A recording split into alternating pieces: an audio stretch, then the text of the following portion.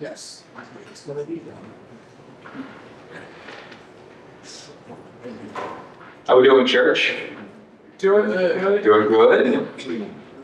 Man, it is good to be here with you tonight. My name is Andy. I serve with an organization called Toward the Goal Ministries. We do a lot of mentoring, coaching, leadership training, and so tonight to be here with you is very special and a privilege. A couple of years ago, Amy and I went to Jamaica to celebrate our 10-year anniversary. And we did the all-inclusive resort. We went and ate good food. And part of the package of our resort was snorkeling. So we got to get on a boat. They take you out a couple miles. They drop you off at the reef, and they show you all the cool things. Well, there's about 20 people, and they're chugging the water, and all is well. We get back in the boat, and they head in. They go, hey, if you enjoy that, you should try night snorkeling. Night snorkeling is a little different, guys. It is pitch black, and you take a boat, and they wait until sunset. They take you out a couple of miles again, and the ocean looks completely different by flashlight.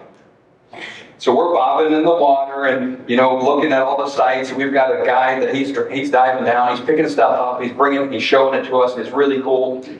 But there's one moment in particular that I remember that looking down, you're kind of in a group, it's a much smaller group. That way when the sharks eat you, there's less they have to fill out and pay for, I guess. But I remember this moment where it's like, where are we?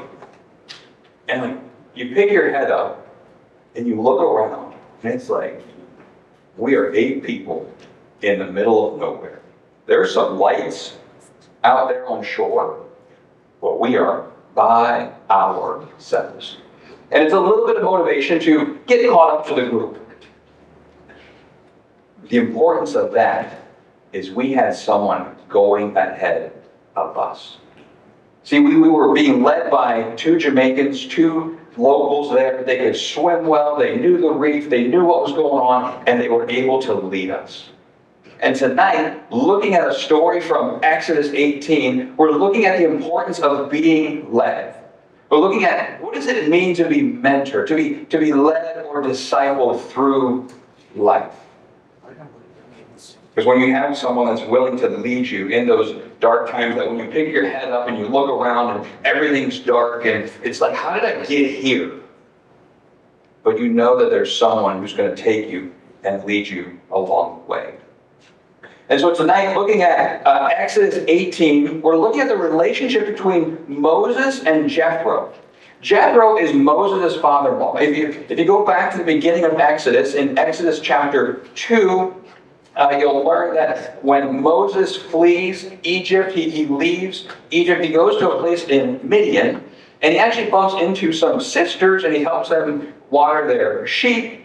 And the father of these young ladies says, hey, bring him to our house. And Moses ends up marrying one of the daughters. And then as time goes on, we find out in chapter 3 that Moses tends to Jethro's sheep, his flock. So he puts him in a care, and that's where he meets the burning bush. And he goes into Egypt to get the Hebrews, to get the Israelite nation free from captivity. And Exodus 18 takes place in the wilderness, and we're introduced in this moment where Jethro is actually coming back. So now Moses has gone, he's got the Israelites, he's brought them to the wilderness, they're wandering around, and now Jethro says, hey, I'm coming back to visit. And there's 3 interactions that we want to pull out as we start. And so as he comes back, he meets Moses, and they embrace, and they say, hey, it's so good to see you. And they begin to tell each other of what has happened. And Moses tells Jethro all this stuff that has happened and how God has provided a way out of Egypt. And in verse 9 of chapter 18, it says, and Jethro rejoiced for all the good that the Lord had done to Israel, in that he had delivered them out of the hand of the Egyptians. And so tonight, the encouragement that you're going to hear over and over is put someone in your life, a mentor, someone who can disciple you, put someone in your life one-on-one that you can spend a lot of time with. And the first character that you want to look for is someone that can rejoice with you. That I want to put somebody in my life that they pay attention to the things that I pay attention to. They begin to really look at my life and say, I love how that is going. Let me celebrate that with you. And we spend time and they invest in our lives and they celebrate the successes. But as they begin to talk about all the things that are going well, what Jethro, Moses' father-in-law, does is he kind of takes this step back and he just watches a day in the life of Moses. So they tell each other what's going on. Then it's the next day, and Jethro's just watching. And then here's what verse 14 says. It says that when Moses' father-in-law saw all that he was doing, so all that Moses was doing for the people, he said, "What is this that you are doing for the people?" You see, a good mentor, a good leader is going to ask a lot of questions. So you find this individual, you find this person who's your Jethro. They can rejoice with you. They can celebrate with you. But then they start to ask a lot of questions. Because they want to know about your life. They want to be intrigued. Hey, tell me more about the things that you have going on in life. Would you tell me more about the things that you're doing? And Jethro isn't trying to be judgmental. He's not trying to bring judgment on Moses. He just wants to know, hey, what's going on? They're marked by curiosity. Right? There's this curiosity about their life, and they begin to ask questions and questions and questions. Because you see, it's in the questions that they begin to discover the pain points. When they're asking these questions, when you sit with somebody, I a person with these people in my life, that's all they do. They never talk about themselves. You simply sit at the table and they just ask questions. And then they rejoice and they celebrate and they ask more questions, because what they're doing is trying to draw out of you the places that maybe are painful, the places that they can pray for you, the places that they can walk with you, the places that they can help you and support you in your times of need. And that's what we see Jethro doing to Moses. I love this verse. Exodus chapter 18, verse 17.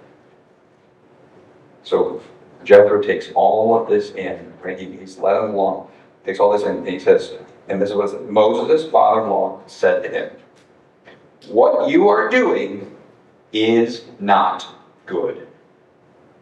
What you are doing is not good. It's just a matter of fact. Hey, I've observed, you've told me about it, I've asked questions, and now let me just tell you what you are doing is not good. And that's hard to hear sometimes. Right? If you have somebody in your life that's willing to go, hey, what you're doing, not good. Ooh.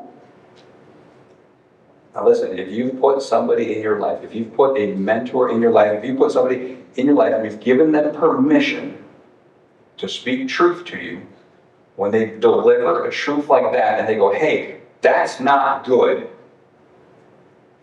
it is our job as the one listening to listen well and receive it.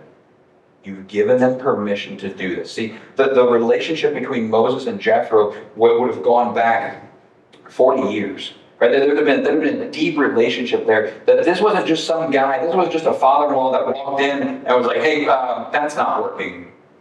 Right? This is somebody that would have known Moses, and then when they got back together, just observed and said, hey, what you're doing is not good. Now the beauty of Jethro is that story goes on and he offers a solution. He offers a solution to Moses and he says, hey, Like, it's not good the way you're doing it. That you're weary and you're burdened, that you're listening to all of these things, all of these trials between people. You're taking all of this in, and then matters of God, Moses says that I have to listen and teach the people about God. That's where Jethro just says, man, that's not good. You can't keep doing that. So my challenge for you guys tonight is, as you begin to sit in this, who's your Jethro? Who's your person that you can give that permission to say, hey, I want you to know everything about me. I give you permission to rejoice with me. I give you permission to ask me a lot of questions. I give you permission to speak hard truth, because I want to hear it. Proverbs 27:6 says that faithful are the wounds of a friend, and profuse are the kisses of an enemy. Right? Good friends will tell you, good mentoring relationships, good discipling relationships will tell you, hey, that's not good. Man, what you're doing, where you're at, the things that you're partaking in are not good. The way that you speak, the way that you address others, that needs corrected. And then they offer a solution. They say, hey, here's a way that you could change. Who in your life is spiritually mature enough to do all three of those? Who in your life do you know that can rejoice with you, ask good questions, taking you deeper, and then speak bold truth to you? Be willing to say, hey, that's not good. You should change that. As you begin to process that, one more thing that you add to it is you just look at the fruit of their life. Right? If you need a list that you need to look at, right? Galatians 5, fruit of the Spirit, love, joy, peace, patience, kindness, goodness, gentleness, faithfulness, self-control. Like, when you take that list, if you've identified somebody that, man, I would be willing to do life with them. They're spiritually mature enough to take me along. They're ahead of me in the game. They're a better swimmer. If we go back to that analogy, the story of those two Jamaican guys, that they're a better swimmer. They know the land. They've been here before. I want them to lead me. Because when I look up and I look around and it's dark, and the water's dark and the flashlight's off, it's mildly terrifying in the water in Jamaica. I think sometimes we end up in life in those moments. We end up there when we're 15, 25, 35, 45, 55, 85. Happens all the time. I get to have those conversations with guys that it's like, hey, I don't know how I end up here. At 45 years old, at 55 years old, at 65 years old, man, I started this business or I started this relationship and I don't know how I ended up here. What do I do? And they give permission to say, he's speaking to my life. But we need to look at, if we're going to give someone that permission, we need to look at who are they? What is the fruit of their life? Right? Bounce them off of the fruit of the Spirit. Does it align? How do they speak to their wife, to their kids, to their coworkers? Is it different? Because if it's different, good place to just pause, back up just a little bit and say, I need to do more digging before I give them this permission. Right? Do they clarify or confuse the gospel?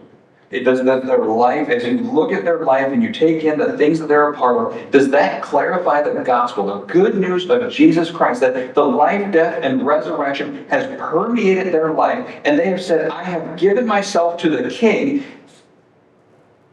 and now I want to help you do the same? Or have they given themselves to the King on Sunday mornings, but maybe Tuesday and Wednesday it's a little different? Right? That's confusing the gospel. That doesn't clarify the gospel. And so we're talking about identifying that person that you can put into your life. Right? Who's that individual? That's what you're thinking about. Now, we're going to flip this, and how do we prepare? How do we prepare to be mentored? How do we prepare to be discipled? This is where it's tough. Because a good mentor, a good discipler is going to come to you and ask those tough questions and speak difficult truths. And I have to be ready for it. And the best way that you can be ready for it is to be vulnerable.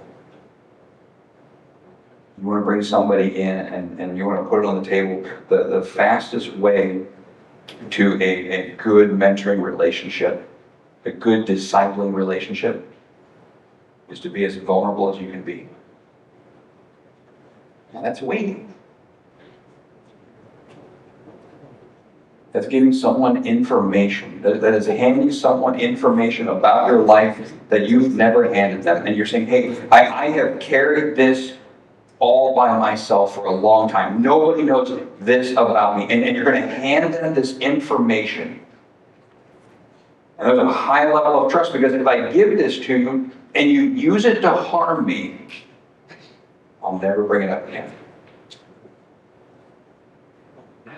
But the beauty of it is when you hand that to a mentor, when you hand that to a trusted friend, when you hand that to someone that you can do life with, and they pick it up and they say, let me carry that with you.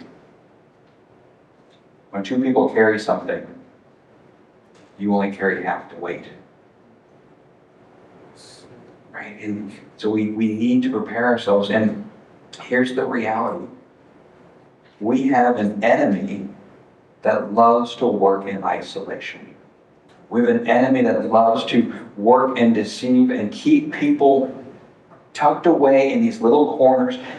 I'm convinced, as I prepare for this, I don't have a legit statistic, but just thinking about the people that I interact with day in and day out, how many people that when you ask them, hey, how's life?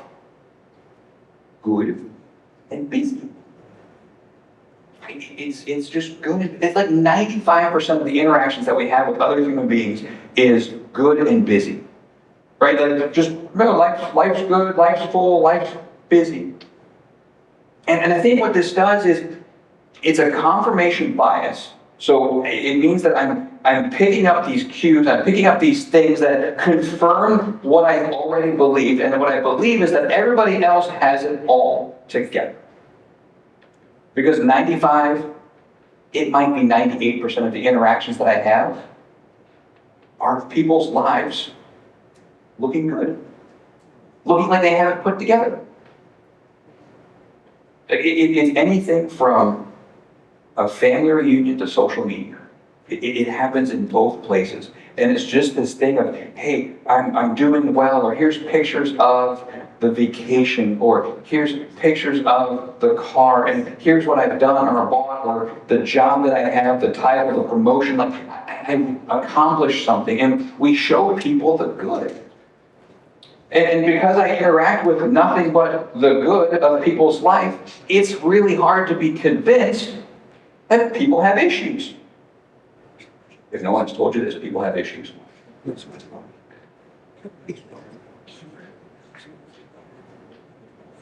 Sort through your life right now. Is there somebody in your life that knows 100% everything that you do? Everything that you've experienced, every time you went to Chuck E. Cheese, every time you went to McDonald's, every time you played in the playground, every vacation you took, every relationship you had, every conversation you had? The answer is no. We can't possibly know everything about someone else. Because even Amy and I, my wife, we talk about that we want to be students of one another. That we want to get to know each other that better than any two other humans on the planet. That there's 8 billion people in the world and we are going to know each other better than anyone else. Now that's really neat. But the reality is, I get here before she does. She has no idea if we ate pizza in the back or not. There's something she doesn't know about me. Now she can learn that, she can take that in. But the reality is, Nobody knows 100% of everything about us. But here's my challenge for you. Get to a place where you can be vulnerable and you can begin to share with somebody. You get to share in life and say, hey, here's nuggets, here's pieces that I want to be vulnerable. I want to give you this weight. I want to hand this to you. Part of my story, here it is. Would you carry it with me? Would you be my Jethro that walks into my life and says, hey, what you're doing is not good. What you're doing isn't working. I think the tactic of the enemy, and we see it all the way back in Genesis 3. The tactic of the enemy is shame. Then when we talk about mentorship, and it's so good to be led by somebody, it'd be so good to have that person in my life that speaks truth, and yeah, I want to do that. I don't know if I can give them everything. I don't know if I can tell them everything. See, the enemy, Satan loves, and it's Genesis 3, loves to whisper, hey, did God really say? Like, are you sure that's what he meant? And then as they partake of the fruit and the knowledge of good and evil comes into Adam and Eve's life, they recognize their nakedness, they recognize their shame, they have this knowledge that they've never had before, and they hide themselves. It continues to happen today. I can't tell everyone everything about me. Because shame will tell you they won't accept you if they knew. Shame will tell you they won't accept you if they knew. If they knew that part of your life, they wouldn't be your mentor. If they knew that part of your life, they wouldn't be your friend. If they knew that part of your life, they would leave. So what does shame do? Keeps us quiet. And then as we interact with others, hey, how's it going? Good. Riveting. Life's still good, huh? Yeah, kind of busy. Weather, eh? Yeah, weather still happens. Right? And we just keep this facade up. See, there's a difference between guilt and shame. And here's where a good mentor, someone to walk with you, someone to lead you along, will help you to separate these two out. See, guilt is this place of action. Guilt is something that has happened, that I'm responsible for. I have stories in my past that I recognize are my story and my decision. There are places where I drove too fast, cussed too much, and drank too much. Right? There's things in my past that I can own. And I recognize my guilt for them. I recognize my need for a Savior because of the actions and the things that I partook in. That's guilt. On the other side of that is shame. I no longer stand in shame. Shame becomes this identity piece. Shame is now, it is my identity. I am the one who's not good enough. I'm the one who will never be. And it becomes this identity piece of who I am. And if it's who I am, and they won't accept me, they'll never tell anyone. And that leads to a really, really dark place. Right? When you sit in this place of shame, that I'm not good enough. That I've become, my identity has become my sin. I'll be real quiet. And I think I'm fighting it alone. No one else is like me. And it'll keep you in isolation and take you to a really dark place. I guess I'll just keep that a secret until I die. Put someone in your life. Ask you. Put someone in your life that will help you pull that apart, and you can say, hey, I'm guilty. I committed the sin. I partook in that. That was an unrighteous move. But man, that's not me. That's not me. Because you know why that's not me? Because Jesus. You want to talk about the perfect mentor? You want to talk about the perfect leader? The Jethro in your life. You're gonna look for the human Jethro, but first you're going to have to find him in Jesus. Because see, Jesus comes, Mark 10:45, that the Son of Man came not to be served, but to serve and to give his life as a ransom for many. That here comes a holy king, and before he becomes reigning, ruling king, he comes as a humble servant. Willing to go, and just a few weeks ago we celebrated Easter, willing to go and die a gruesome death on a cross as a man, fully God, fully man, as the perfect atonement for your sin, for my sins.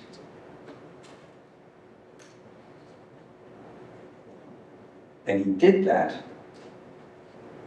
Romans 5:8 says this, that God shows his love for us, that while we were still sinners, Christ died. You see, he was willing to do that. He was willing to lay down his life to say, hey, I will go to the cross to make a way, to make a restoration for humans to be restored back to the Father. But I love them enough that before they could even breathe. This is that while we were still sinners, it's before that. Before we existed. Before I even existed in this world, Christ died.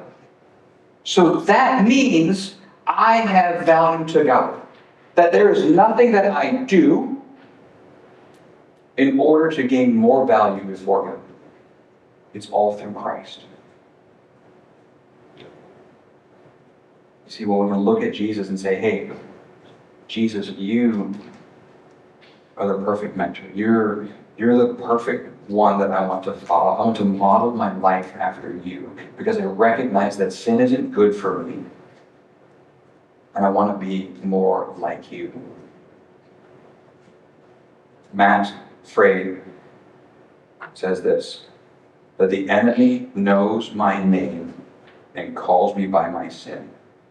Jesus knows me and calls me by my name.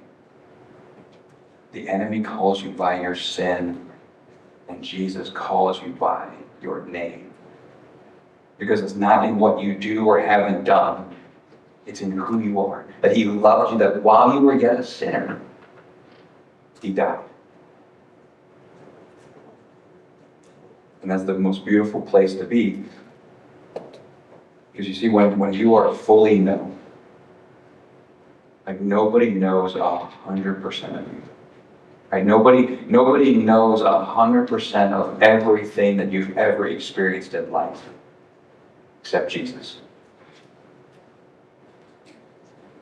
And Jesus, knowing that, still goes to the cross to make a way to be restored back to him. He knows everything, and he still accepts you. When somebody fully knows you and they still accept you, that's love. To be fully known and accepted is to be fully loved. And so tonight, the worship team can come back up. I have two takeaways for you. There are two next steps. Who needs to know what's going on in your life? Who needs to hear? Maybe there's that very thing that you said, I'll never tell anyone. See, when we begin to talk about our struggles, when we begin to share this with people, a healing happens. This is what a lot of the work of therapy is. Then you begin to share these things that you said you'd never share with anyone, and you just get it out, and you just start talking about it, you start processing it. There's a healing that happens in that. And what's interesting, we talk about therapy, we talk about getting it out, we talk about confession. James, the half-brother of Jesus, when he pens his letter to the church, says this, that therefore confess your sins, James 5:16, confess your sins one to another and pray for one another that you may be healed. There's healing in confession. There's healing in putting someone in your life that you can say, hey, rejoice with me, celebrate with me the things that I'm celebrating, the way that Jethro did. But ask me a lot of questions. Ask me how I'm doing. Check in on me. I want to be vulnerable with you. And then when you see something that's out of line, speak truth into my life. What you're doing is not good. That comes from a place of love. That is the truth spoken in love. And so as you process through that, as we worship, just what needs to come out? What needs healing? I strongly challenge you, find that person. Who's your Jethro? You can go to and say, hey, would you walk with me? Would you lead me through life? That when we pick our head up and life is dark and the water's deep, I'm not sure what's below me or behind me, that you can lead me out. That you've gone before me, you've gone ahead of me. Jesus has already done that, but put someone in your life that is willing to do that with you and lead you on through life. Thank you.